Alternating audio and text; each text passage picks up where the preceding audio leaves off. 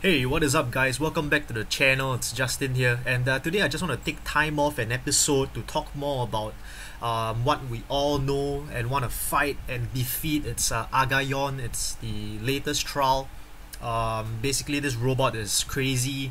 So essentially I want to take time off to talk about him and his mechanics, how to defeat him, and because I was doing some research, because I wanna go in and fight him as soon as possible to get that super good fist. But apparently I haven't done a lot of research into it, and now that he is being released on the global side, apparently there are actually some global changes to Aigaion as compared to the JP side of things. So I thought of doing some research, and in the meantime I could probably share some of the knowledge with you guys, because I personally feel that there are probably a lot of videos out there people who are showing you how to fight Aigaion and what their team is, but most of the time when they fight Aigaion and you watch, you wouldn't really understand what is going on. Like, hey, what is this move? Hey, what is that move? And how come at what threshold is he gonna do exactly what is going on? Basically, I'm gonna show you guys the AI of the fight. Basically going through the entire wiki page and one by one share with you guys, as well as doing research for myself as to how to fight the boss. So before that, I actually we all know that today is the King Mok event, right? I mean the end of the current King Mok event, it being the FF12 King Mok event. So without further ado, I just want to show you guys that actually I have went ahead to try to clear the rain trial, but I have yet to claim the rewards. I just want to show you guys that the rain trial is actually very good. If you guys haven't done it, please go ahead and do it. It's actually not very difficult at all, as long as you have all the story characters. You put as many as long as you have Thancred's TM. In fact, I just used Thancred's TM to do this. I didn't see the need to film a video for this, simply because it was actually pretty easy. I was actually going in to try out, like, if it's pretty difficult, I could probably do a video on it and sort of like a guide. But apparently, like, I just cleared it in one shot. So the team I used was really very basic. I did not use like Orlando or all the kind of stuff. I just used like just the basic characters with oh yeah, sorry, you can't even use Orlando, because you have to use Rain, Fina, Laswell, Lid, Jake, basically all the story characters. You cannot use any other characters at all. So sorry about that. So I basically used all of the story characters, and I did not use any OP TMs on them at all. I did not use Excalibur, any of that sort, because I did not want to unequip Excalibur on my current team. So I just equipped like this kind of basic items, like what can I think of straight off? Second knife? Sorry, like I do not have second knife, but essentially all the very basic items. So I just defeated them, and then I want you guys to go ahead and get the tickets, as well as all these accessories and whatnot. So all this is actually very good. So do go ahead and clear that if you guys have cleared the story. As long as you have Thancred's TM, you put it on Laswell or Rain. You put 4 of them on them, and they'll be fine. Fina is good enough, and Sakura is also very good. So yeah. So with that out of the way, like I mentioned, since today is the last day of the wait, why is it getting slower? Alright, like I was saying, since today is the last day of the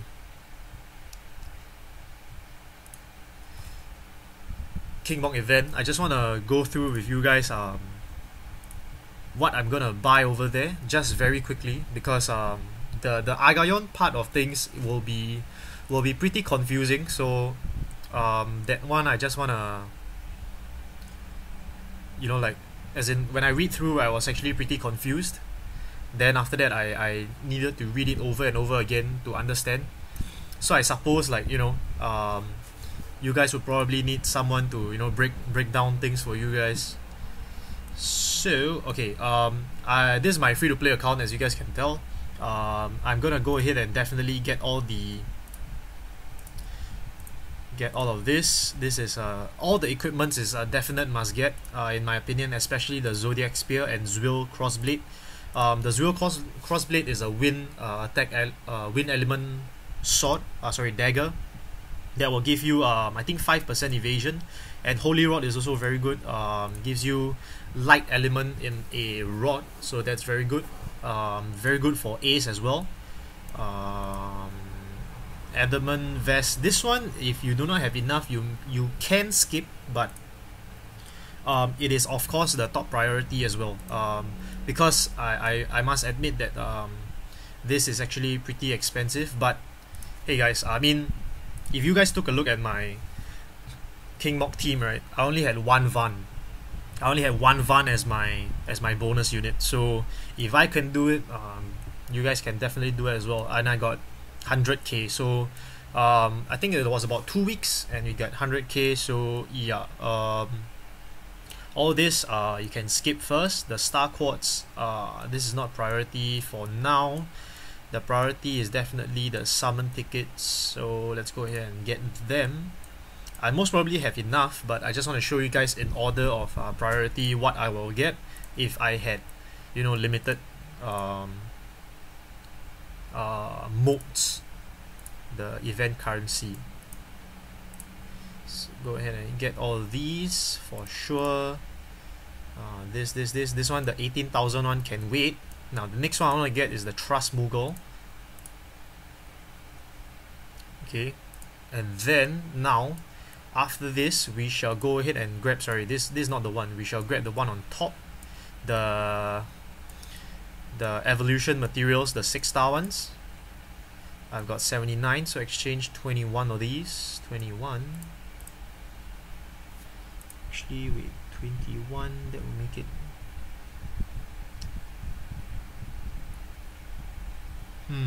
actually I still have quite a bit. I shall do 11, because I still want to put quite a bit of priority into the summoning tickets.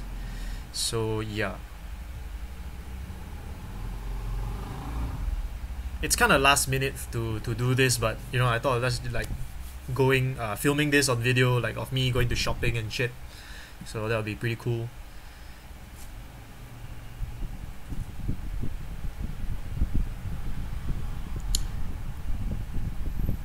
Oh yes, anyway, since we are waiting for this to load, apparently, like, my free summons, right, I haven't got anything legit at all. I have 2 accounts, and so far I have not gotten anything legit, like plus chop, nothing. Like, all I've gotten is, like, from blues, the best I got was Zidane. I mean, he's good, but like, oh my god, it's like so frustrating. And I keep getting like Russell, Krauss, like, why would you do that? This one I'll do 15 to make it round off.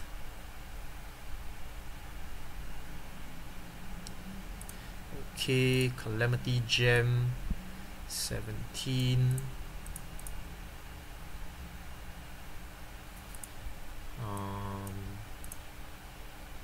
This would be, just get 9.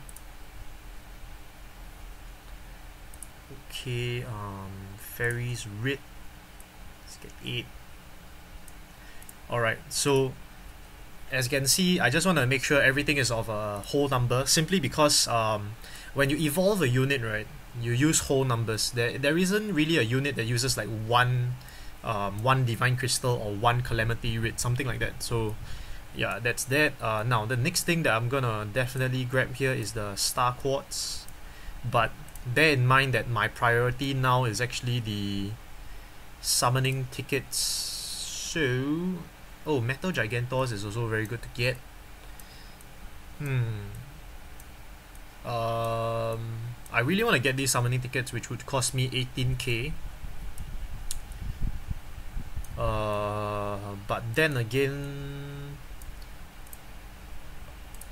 all these would be because of my free-to-play account, I haven't done the story, so actually all this wicked drops, fury seeds and whatnot are actually pretty useful to me. So it's actually pretty situational, like, yeah. I'll have to make a decision whether I want a summoning ticket or I can use it to, yeah. So basically I think I will go ahead and get 2, and I'll use 1/6k to get the rest of the, I think it's more worth to sacrifice 1 summoning ticket to, you know, go ahead and grab the rest of the 6-star materials, simply because I'm not sure what the next event will be, so I'll go ahead and use 6k to go exchange this. This is definitely must get. This is very cheap. Okay, the next one, it's cheap as well, but if you do not have enough, don't get it. This is also I think this is very worth it if you guys need metal gigantors to, you know, up your units. Yeah, so basically I will just go ahead and grab the 2 summoning tickets, and then I'll move on to the next part of the video, which would be actually I'll just grab everything. I mean, I can farm some more after the video, so yeah, let's just grab all this, go ahead and grab all this, and I'm left with 800, I think 845. So yeah, that's that for me on my free-to-play account. So as you can see, it's super laggy. I have no idea why. Every time I turn on my recording software, it becomes like this. It's pretty bad. So yeah, that's the shopping for me, and I hope you guys have gotten all of the event exclusive equipment as well. So yeah, let's go ahead and jump right into the, let me see right here, this. Alright, let me get this out of the way. There we go. Okay, so Machina of Destruction. We are starting at 12 minutes into the video. Let's make this a quick one if I can. Alright, so Machina of Destruction is the new trial we are getting. It's the boss you are fighting is Aigaion. He has 3 parts to this trial, and he also has 3 different difficulties: Advanced, Pro, and Elite. The Advanced and Pro is very similar to the Octopus trial. You know, they give you a taste of what you're gonna expect, but then again, you are never gonna expect what you're gonna expect in Elite in this trial, is because this is just a disclaimer, guys. This trial is gonna be unlike any other trial you have fought in your entire life, in the entire life of FFBE. Alright, to put it into perspective, right, we are talking about the Elite one now, because the Elite one is the one that will grant you the Aigaion Fist. Alright, so Aigaion, which is just his main body, right, he has 3 parts: his left fist, right fist, as well as main body. So his main body, his HP is 10 million. Alright, to put it into perspective, Gilgamesh has 1 million HP. Alright, so you are essentially not even talking about the rest of the moves and whatnot, but just hypothetically speaking, you are fighting 10 Gilgameshes in 1 part. Alright, and then moving on to his left arm has 4 million HP, so that's another 4 Gilgameshes, and his right arm has 4 million HP as well. So essentially, this is 4 Gilgameshes, this is 4 Gilgameshes, this is 10. So essentially, you're fighting 18 Gilgameshes worth of HP in this trial, not including the fact that each and every part of this robot will do devastating moves, and the thresholds in this fight will be crazy. Like, you have to be very aware. Being very aware, and you know, I mean, I'm talking about if you are, like, even if you are whale, right, like if you have the best equipment,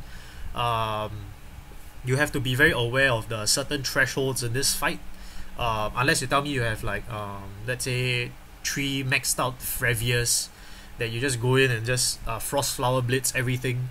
Now that is aside from the point. What I mean is that, like, for the normal average Joe, right, this is gonna be a super crazy fight you're gonna do. 18 Gilgameshes, guys. Okay, so let's go ahead and dive right in. So his main body, let's start off from his main body. Oh, sorry, the achievements first. Okay, so this battle will cost you 50 energy, and then it will grant you Aigaion's arm. Aigaion's arm is a very, very good weapon. It's a fist weapon that will grant the user 145 attack as well as an additional effect of High Tide. What High Tide does is it's 100% LB gauge fuel rate. Alright, LB gauge fuel rate 100%. So that is very, very good. But the reason why I recommend you guys not to rush into this trial is simply because as of right now we don't have a super good fist user that is, you know, best in what I call it. I mean, it is Aigaion's arm is best in slot, but as of right now the best user we can put Aigaion's arm on is Eileen, and Eileen requires her enhancements to be very good. I mean, she is good, yes, but when she receives her enhancement, she will become crazy good. And we need lance mastery, spear mastery in a sense, because Eileen's in her kit, I believe in her kit she has spear mastery, but we do not have the material spear mastery. So that is one thing in itself. Next, we will get 100 lapis if we complete the quest. We'll get a 5-star trust Moogle if we use a limit burst. It's the 10% one. And then, so we clicked on that. Martial arts mastery. This is basically fist mastery material. You just need to evoke Ramu. You do not need to defeat him using Ramu. So that is very, very good. So awesome. And if we do not use magic, we get a material. It's a skill called World Destroyer. Physical damage 2 times with ignore defense 50%, so that's 4 times multiplier, and it breaks all enemies by 35%. So this is a very good material to get. It's a very good skill to get as well. So yeah, that is why this is a very good trial. The rewards are also very good, but the rewards are of similar difficulty, direct correlation to the difficulty you're gonna face. Alright, so this guy, apparently in global, from what I've heard, he has a 50% ice resist as well, but it's not stated here. I'm not sure why, but okay. So next he has 50% lightning resistance. You are definitely not gonna strike him with lightning at all in this fight.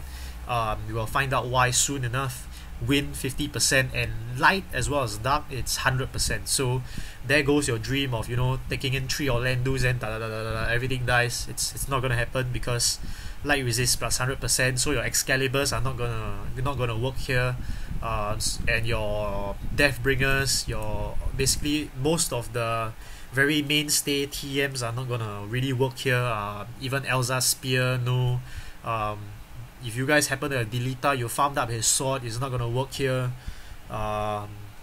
So yeah, just something to take note. And then if you take a look here, he has no status ailment at all. You cannot inflict any to him. Resistance wise, he is only vulnerable to spirit break, so that's that. So yeah, okay, so the abilities here, this is the part that I'll come back to later. What is the most important is I want to go through every single part of Aigaion first. First and foremost, I want to go through his left arm first. Sorry, I want to go through his right arm first, because his right arm is essentially the super like annoying part. Aside from the fact, basically the entire thing is annoying lah, but yeah, okay, so the right arm, everything is immune to spirit break. The right arm is like he has this. The right arm is basically his support arm. The left arm is basically the arm that kills your unit with the highest attack every turn. And then his main body is the part that does I think magic damage and auto attacks to AoE just blast your entire team, and then your team will most probably, like, you know, take heavy damage kind of thing.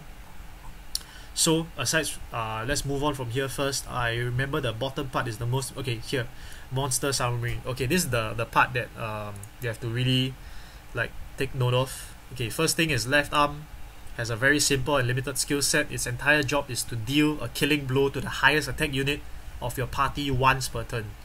So provoke abilities will still work. However, this ability is a magic attack with physical damage, so it can only be evaded with magical evasion. So basically your evade Noctis is not going to work, your evade Wilhelm, your evade tank is not going to work.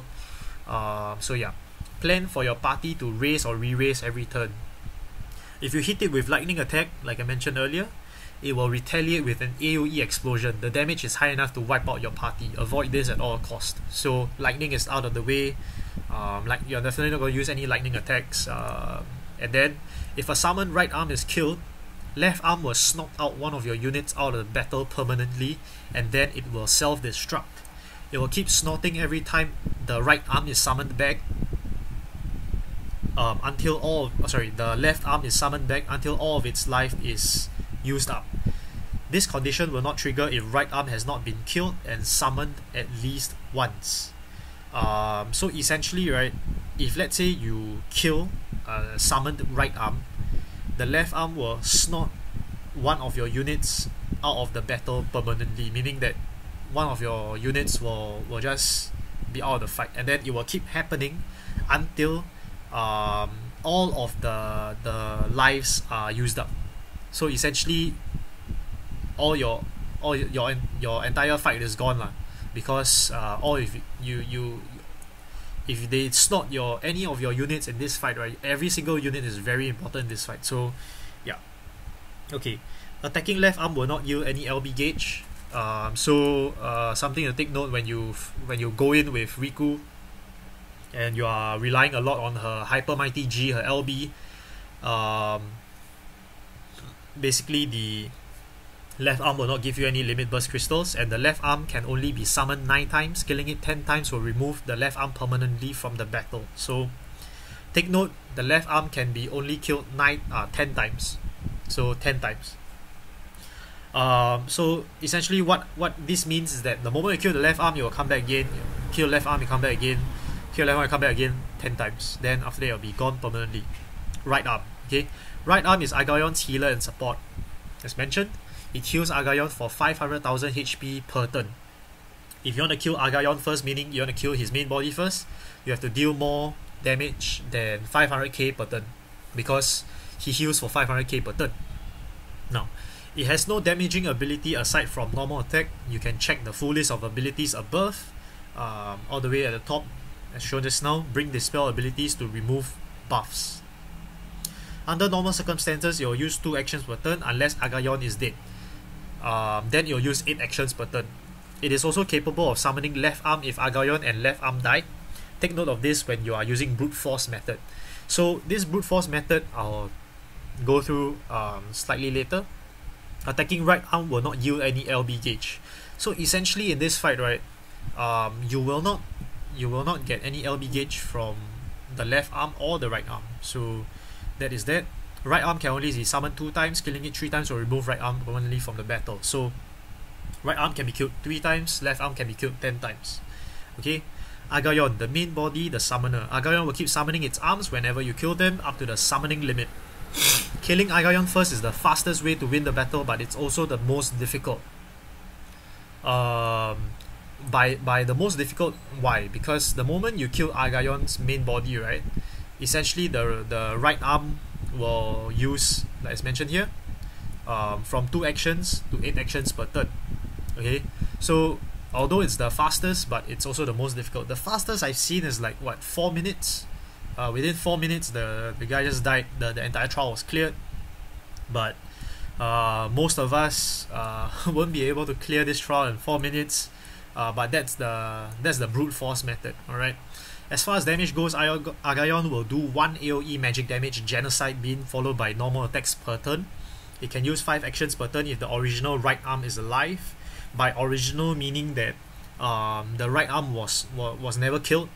it was never revived or summoned again.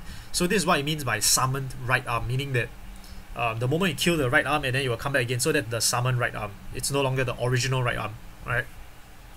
So it can use 5 actions per turn if the original right arm is alive, or 8 actions per turn after the right arm is killed once. So the moment you kill the right arm, Agaion's the main body will use 8 actions per turn, because you killed off his support arm. So like, no, my support arm is dead, I'll take revenge. Then he like do 8 actions per turn instead of 5.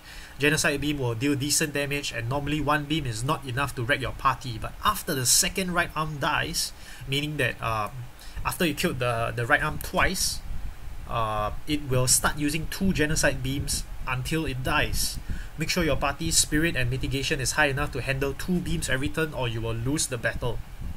Now, once it hits 70% threshold, it will charge up and then use its most damaging ability, World Destroyer. Remember, one of the rewards in this fight is World Destroyer.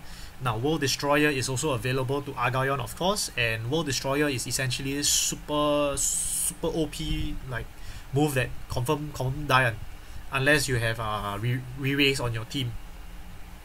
Then die and re-raise back.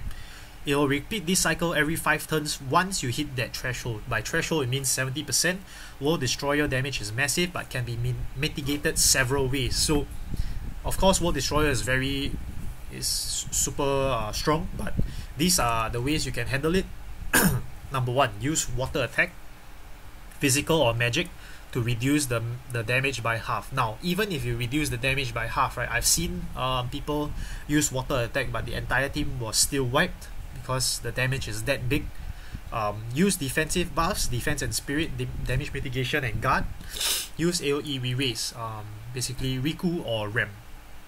Using AoE re-raise is the easiest method and can be easily achieved with Riku's LB, as mentioned. Be careful when using water attacks to Aigaion. If you use it more than 3 times, it will use electromagnetic burst.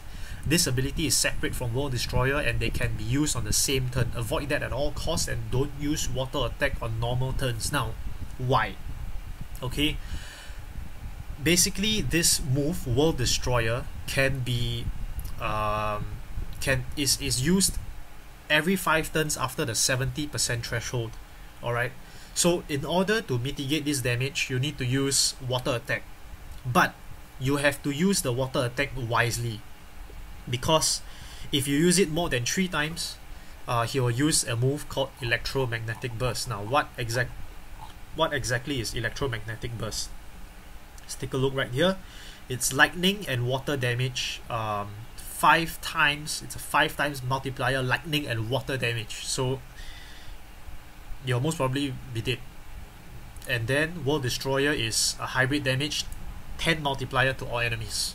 And then if you cut it by half, right, using the water ability, it's 5 times. So yeah, so essentially, if let's say you try to okay, imagine this scene. You've used water attack 3 times already, and then this turn he's gonna do World Destroyer as well. So if you are not aware of the World Destroyer thing, you go ahead and use the water attack the 4th time, and then you expect, yes, I'm gonna survive because I used the water attack to mitigate his damage by half already. Okay, and then it's too late, because the moment you use the 4th water attack, right, he's gonna cast World Destroyer and electromagnetic burst at the same time, so you confirm gone. Unless, I mean, even if you re-raise, right, you re-raise and then he goes ahead and use the 2nd move, then boom, there it goes. Like, the entire fight is gone. So yeah, as you can see, 70% threshold, the light is concentrating. Next turn, World Destroyer. So World Destroyer can be, you know when he's gonna use World Destroyer is when he reached the 70% threshold. So you can brace for impact. Alright. Every 5 turns and below 70% threshold, the light is concentrating. So there will be a message before World Destroyer is being used. So if you guys need to pay very close attention when fighting this guy. Alright, the words on top is very important. So yeah, if attacked with water on other turn aside from, okay, what this means is that if attacked with water on other turn, meaning that Let's say he does not have, the light is concentrating on that turn, and then you use water attack for no rhyme or a reason. I do not know why you would do that, but it's obviously a misplay. But if you do that, he'll go ahead and use Genocide Beam. So you do not want him to do that. So yeah, Genocide Beam is basically magic attack 1.8 times to all enemies. It should be you can take it. 1.8 times is alright if you have your spirit buffed up and whatnot. So yeah, basically that's that. Okay, so now next, let's move on to the other part. Where were we? Alright, strategy. Okay, so now we're moving on to the strategy part. As I mentioned earlier, there's two ways to defeat Aigaion. The first way is the slow and steady way, meaning that you kill the left arm first, followed by the right arm, and then you kill Aigaion. The reason why you do not kill the right arm first is, as mentioned earlier here, if a summoned right arm is killed, left arm will snot one of your units out of the battle permanently. So you cannot kill the right arm first. You must kill the left arm first. So this is why we kill the left arm first. So this is the reason why we go through step by step. Then, like when you read the strategy, it will start to make sense. And then, like when you go into the fight, you know what to do. This is the reason why, like, I really like to do my research like this first. I like to talk to myself at the same time, because by talking to myself, you know, like I reiterate it in my mind so that like I do not commit the same mistake. I hope you guys are with me and you guys like what this video is about, because a lot of times all these facts and figures, right, they cannot be tweaked, they cannot be changed, but what can be changed is the units that you bring to the fight. So whenever you see a guide video, right, that you know, this guy brings Tilith, this guy brings Frevia, you most probably go like, hey, I don't have this unit, hey, I don't have this TM, like, what am I supposed to do? Like, you know, that it's quite frustrating at times, like, because I see some of the videos and then the guy just like go ahead and fight, and I don't know what is going on.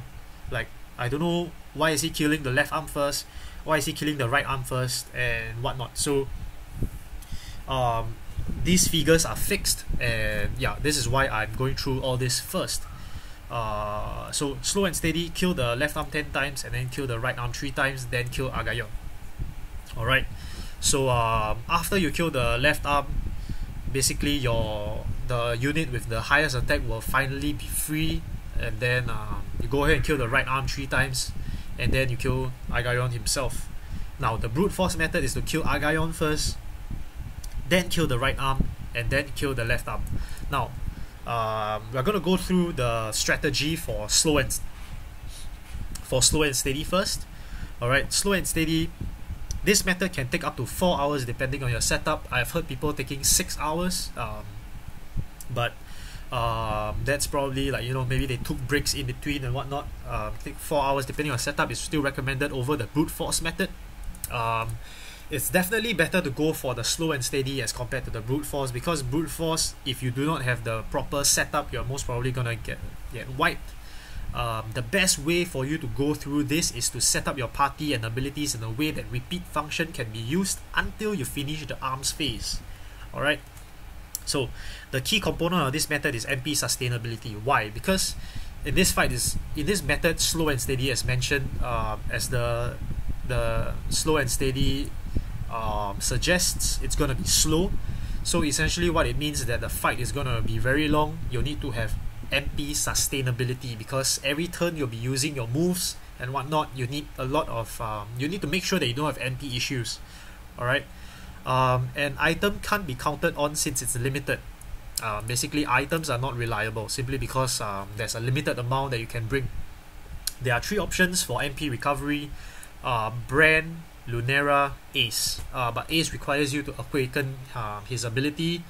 You can use Tilith as well, but Tilith will be pretty difficult because Tilith will be like your main healer, so you don't really want to use her MP recovery skill. You can use Ling as well if you guys have Ling, but I think Ling will be a pretty it'll be pretty hard to use Ling because Ling does not give MP to herself.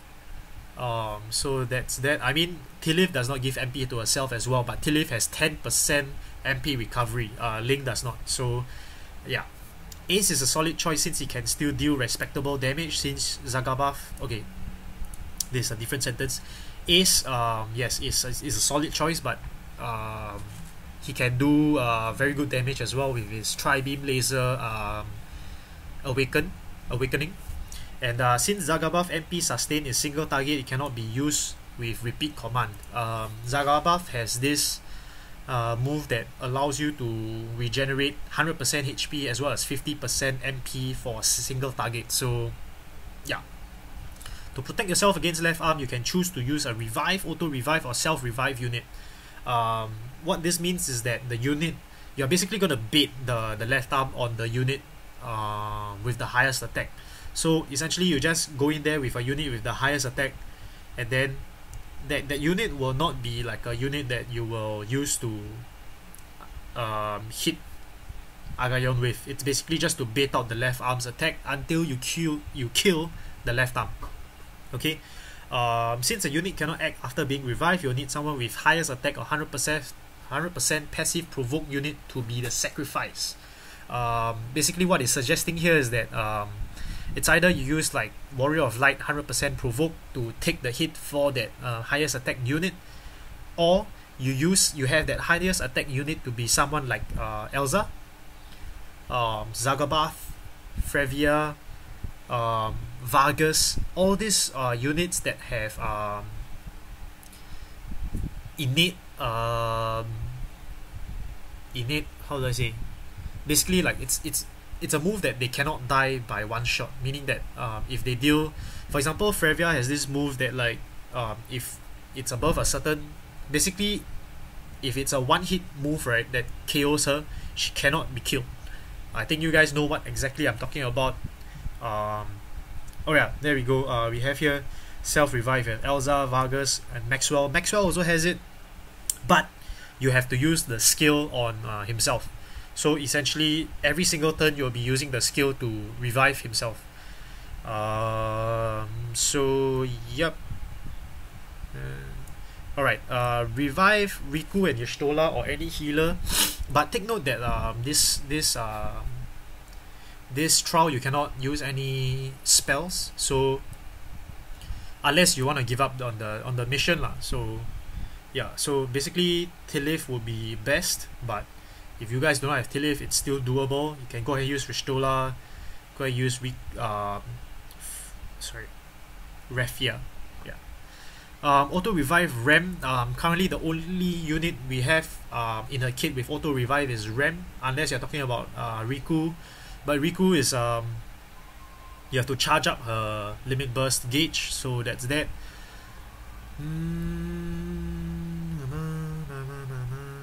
Using Rem is not only the safest but also the least work required to make this work. Yeah, this is very true. This is why I really wanted Rem, because her auto revive is very crucial. Makes things a lot easier. So yeah. Finally, right arm has two annoying buffs you might want to have it dispelled. Is attack and magic 20% buff used every 4 turns, and single target defense 200% buff used every 3 turns. Alright, so every 4 turns use attack and magic 20% buff. Every 3 turns use a defense 200% buff.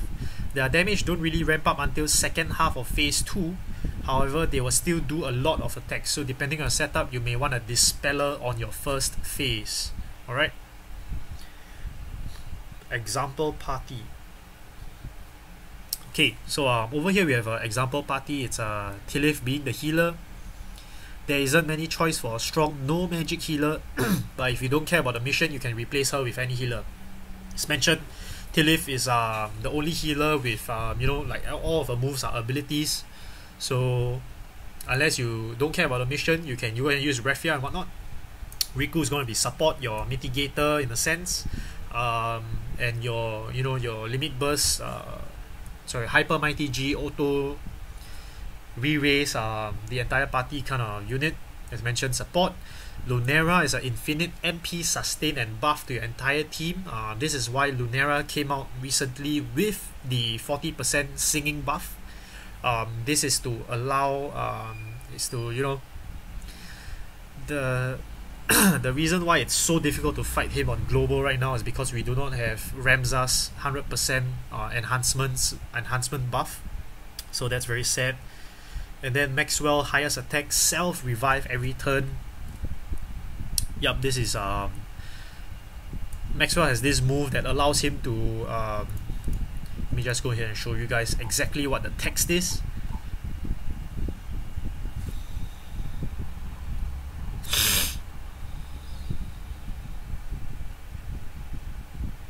Increase attack defense for 30% to caster, auto revive 80% HP for 3 turns to caster. There we go. Alright, so 2 damage. Anyone will work. The stronger the better, as long as their attack is weaker than Maxwell. Mage or hybrid will allow you to go wild with their magic hybrid damage. So basically Fervia. Okay. Phase 1 is attacks from Aigaion's left arm, right arm, 1 arm burst, 1 genocide beam, and up to 5 normal attacks. Set up the party with the following abilities: Tilith, full heal with Radiant Light, so it's a 100% heal to your entire team. Riku uses Bushido Freedom to dispel. Lunera uses Elven Song to buff your entire team by 40% attack, magic, defense, spirit, and has MP recovery. Maxwell self-revive with Sacred Song. 2 damage units to damage the left arm. Press repeat until left arm is killed 10 times. This does not mean you can macro repeat and ignore the game. Be aware of the battle situation at all time.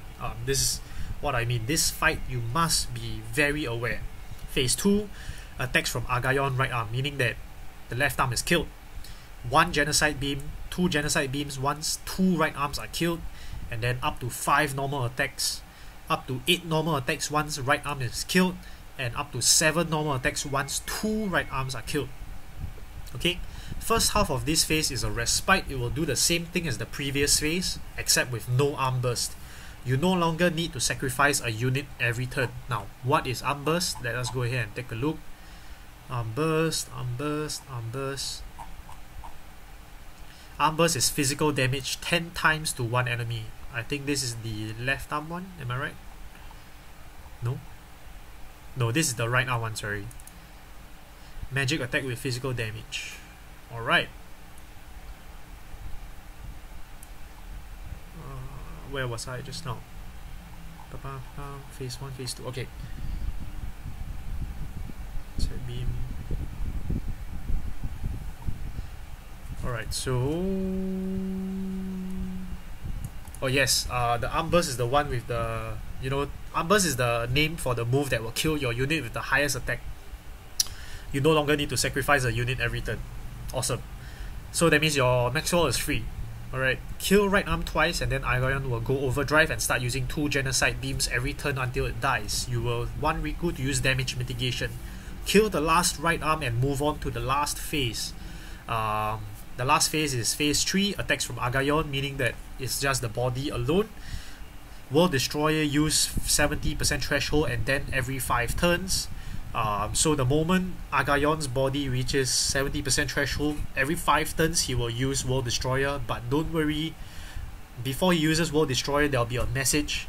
So it says the light is charging, so pay attention to that. Will immediately end turn after using World Destroyer, 2 genocide beams up to 6 normal attacks. Aigaion will start dropping LB crystals now. Take note, stated earlier, the left and right arm will not drop any LB crystals at all, except only for the body itself. Now, assuming you can use Riku's LB every 3 turns, keep it up every time you have one. When he's charging World Destroyer, attack it with water. Riku has a water attack. Don't do this more than 3 times. If you can't kill it before it's charging 4th World Destroyer, just brace for impact and re-raise or mitigate properly. What it means by brace for impact, basically, guard. You guard, and then you try to use Riku's Hyper Now or go ahead and use her LB and just brace for impact. So that's what exactly and what it entails in Brace for Impact. Alright, World Destroyer will repeat every 5 turns using global turn counts and does not start after 70% threshold. So the second World Destroyer might come early. Brute Force. Alright, so this is the second way of how to defeat the trial. So what makes this method harder than the slow method? Essentially, you have to handle Aigaion's World Destroyer, right arm's buff, and then the left arm's killing blow. So what this means is that you go ahead and attack the body first. You need to go ahead and tahan his. You need to handle his World Destroyer at 70%, and then not to mention his right arm will still buff and heal every turn 500k HP, and then the left arm will keep killing your unit with the highest attack. Alright. While still damaging Aigaion with heavy damage enough to bypass its healing. Alright. This is when re-raise chi strategy is popularized. If you are capable of re-raising your whole party every turn, 1 or 2 Rikus, you don't really need to worry much about death. Though you can still do this strategy even without re-raise chis, as long as your setup and damage is top notch.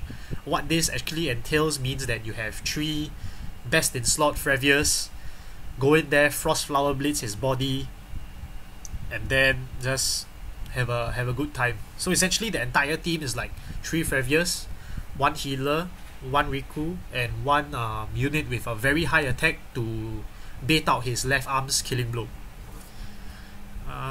Right arm will rage 1 Aigaion is dead, so you can make the fight easier by killing them both at the same time or leaving the right arm to a very low health before killing Aigaion. Killing Aigaion first will make the right arm heal for 2 million HP. Once you kill Aigaion, kill right arm and then kill left arm. There we go. So essentially this is at the entire fight. It's 46 minutes. This is a pretty long research video. So yeah, if you guys like what I'm doing here, please leave a thumbs up. If you haven't subscribed to the channel, please subscribe. Let me know what you guys think about fighting Aigaion as of right now as compared to fighting him after perhaps the near banner, because the near banner has a lot of units. For example, 2B, she has a lot of machine killers. So if you guys manage to get 2B when the near banner is out, this fight will be much easier because of all the innate machine killers she has in her kit. So I'm not sure if, let's say, I'm gonna go ahead and do this right now because I don't exactly have the time to do so, or I'll wait for the near banner. Let me know what you guys think about it, and I'll catch you guys very soon. Bye.